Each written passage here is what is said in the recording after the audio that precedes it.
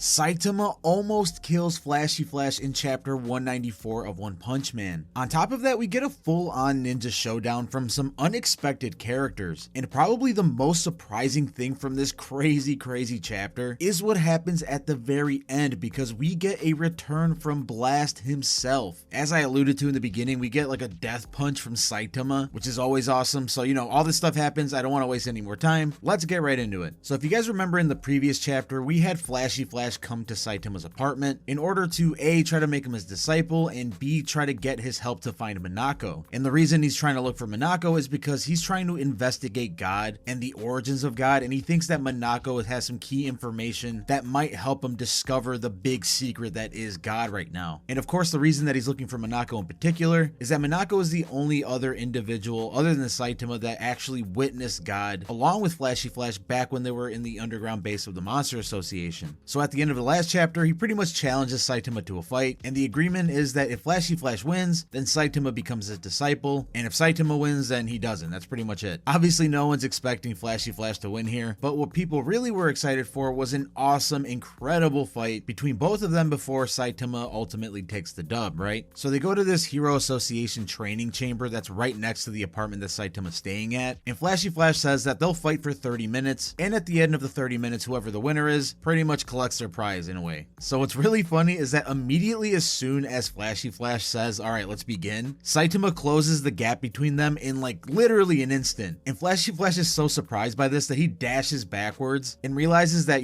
because of his low key and laid back demeanor, he forgot exactly how powerful Saitama is. He also forgot the fact that he allegedly beat Garo. It doesn't seem like he fully believes this yet, but he's getting convinced more and more, and he will get convinced by the end of this fight. You'll see. Well, Flashy Flash starts hitting him with a barrage of attacks, some attacks that we've seen before and some that we haven't. For example, he uses attacks like Flowing Shadow Feet, Falling Leaves Barrage, where he pretty much just like slaps him with a million palms or something, and moves like Blue Tempest, so on and so forth. These like unnecessarily complicated ninja names that they use for all these attacks. And Flashy Flash notices that nothing's working, so he uses one of his ultimate techniques, the Flashy Fist. But Flashy Flash gets a rude awakening, because not only does Saitama easily dodge the Flashy Fist, Saitama goes right into a punch of his own, and it's not any normal punch. It seems to be the infamous death punch that Genos was also almost hit with back when they had their first fight, like way back in the early manga and also like the first season of the anime. It's almost exactly the same actually. So right there and then, Flashy Flash realizes that Saitama is nobody to mess with, because this death punch would 100% certainly kill him, and he knows it. You could just see it on his face right here. But fortunately for Flashy Flash, Genos interrupts the fight and points out that there's a monster attack somewhere, so they all have to go and take care of it. Well, Flashy Flash tries to play it off like it was a tie or something, but obviously you can see from the way he's sweating and how exhausted he looks and how scared he looked from the death punch that he knows deep down that Saitama's probably never going to be his disciple, and he can pretty much give up on that whole plan. So we then cut to this scene with A-class and B-class heroes like Heavy Kong, Bone, and Peach Terry being confronted by this group of demon level monsters called the Internet Surfers, and essentially their whole thing is kind of sad actually. They were pretty much bullied so much on internet bulletin boards that they transformed into monsters. So now that they transformed, they pretty much want to exterminate humanity. But before they finish taking out the A and B class heroes, someone that we haven't really seen in a while pops up, and that of course is Speed of Sound Sonic. Well, Sonic doesn't have any business with them. He pretty much just says, do what you want, I don't care about you. He's looking for Saitama as he always is. Well, he doesn't have to look very far, because Saitama, Genos, and Flashy Flash all make it onto the scene, and what's been a very anticipated meeting between two characters has finally happened. Sonic notices Saitama and starts talking at him, but then he notices that he's right next to Flashy Flash. So Sonic and Flashy Flash give each other this like death stare or this like surprised look, indicating that they know each other, which is pretty obvious because we've been alluded to this by various little low-key connections, like how Hellfire and Gale Wind confronted both Sonic and Flashy Flash and insinuated that they're both from the same ninja village. So that's why this meeting was so anticipated, because we know that Flashy Flash and Sonic know each other, but the extent of their familiarity still isn't quite clear. And hold that thought, because we're actually going to be getting some pretty important details from their past, some stuff that we actually haven't seen in the webcomic before. This video is brought to you by War Thunder. War Thunder is the most comprehensive vehicle combat game that I have ever played. You can play more than 2,000 tanks, planes, helicopters, and ships in dynamic combined arms PvP battles. Combining all of these playable options with the incredible graphics and crisp 4K resolution this game provides, the quality of gameplay in War Thunder is unmatched. But I haven't even mentioned my favorite part of this game, which is all the customizable options you get. You can customize your war machines with thousands of anime related skins, and there's even a ton of anime style voice packs for your tanks to complement the authentic sound effects and beautiful music while you play. Play for free right now on PC, Xbox Series X or S, PlayStation 5, or if you still have the previous generation of those consoles, don't worry, you can play on those too. New players can claim an exclusive body pillow pack by clicking the link in my description or the pinned comment below. The pack comes with multiple premium vehicles, a premium account, and of course exclusive Dakimakuras to trick out your tanks for a limited time only. Even if you're already an active player, you can use my link to claim these body pillow skins. So play War Thunder today by using my link, get all the premium perks, and thank me later. Well, Genos questions Flashy Flash as to how he knows Sonic exactly, and Flashy Flash pretty much tells him to mind his business. Both Flashy and Sonic pretty much try to avoid the whole conversation, but surprisingly the aforementioned Hellfire and Gale Wind make their reappearance into the story since being revived or seemingly revived at the end of Child Emperor and Phoenix Man's fight, because we also got to remember that they became monsters and were taken out by Flashy Flash, or at least it seemed like it, because we then saw that in Child Emperor and Phoenix Man's fight that they were somehow revived by the electricity from one of Phoenix Man or